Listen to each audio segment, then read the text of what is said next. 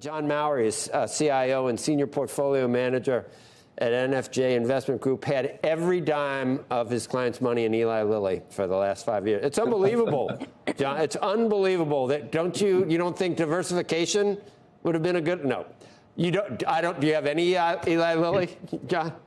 We do not, but I will say that concentration has definitely been the way to be the last several years in the market, which is actually an interesting pivot to what I think is where the value is.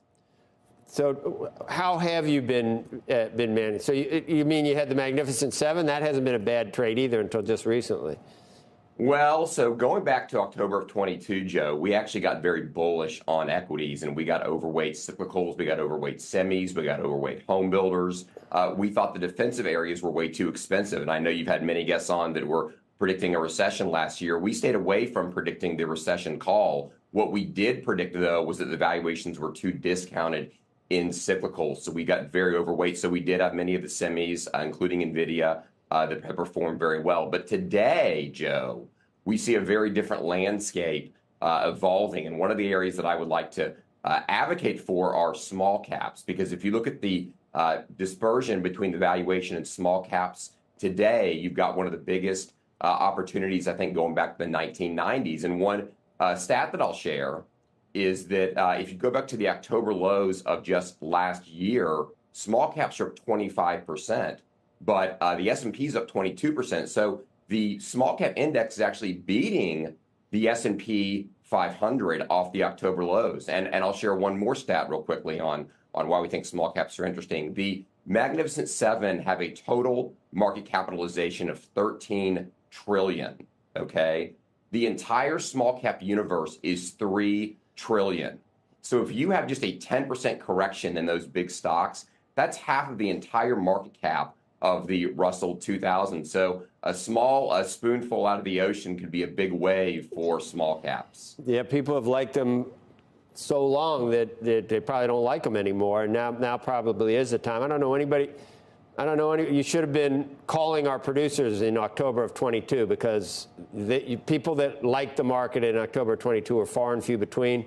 Everybody on the street was predicting a return to the October lows all through 2023 till the end of the year, and the market left everyone in the dust. It's true, and I think the big reason for that, Joe, is that everyone got overly focused on the narrative and of the recession. And throwing out the fact that valuations were steeply discounted, particularly on price to book, which is what you should be looking at when you have an earnings recession in stocks, which is what we got a year and a half ago.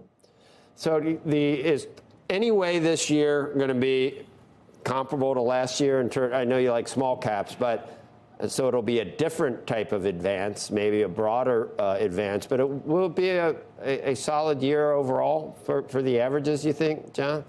I would be very surprised if we do not have an up market this year. I mean, typically, following a big down market like we had in 2022, you should expect positive returns out of equities. But again, I do think it'll be a little bit different. And I think that, the sneak preview, Joe, was in October of last year, because if you look what performed well, it was the yield-sensitive areas. It was banks, it was REITs, it was some of the value stocks.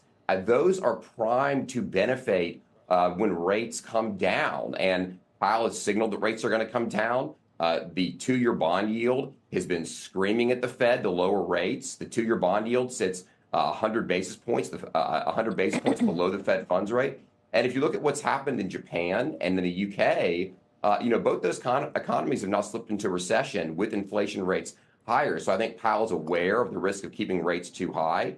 So I think investors should be thinking about, hey, what is going to be benefiting when rates come down? And it's the areas that got hurt the most, which is the most indebted areas, plus the financials, which obviously had a liability crisis, not an asset crisis, back in March of last year. That was not like the GFC where they have a bunch of bad loans. That was clearly just around the treasuries they hold on their balance sheets. That will reverse. So you could see a significant uplift in valuations and a move higher in those banks. And I'll just share this as well, Joe. Banks are up 38% since October of last year. They're beating the S&P 500 by 1,300 basis points. I don't hear a lot of guests coming on and say banks are beating the S&P by 1,300 basis points since October, almost 6 months.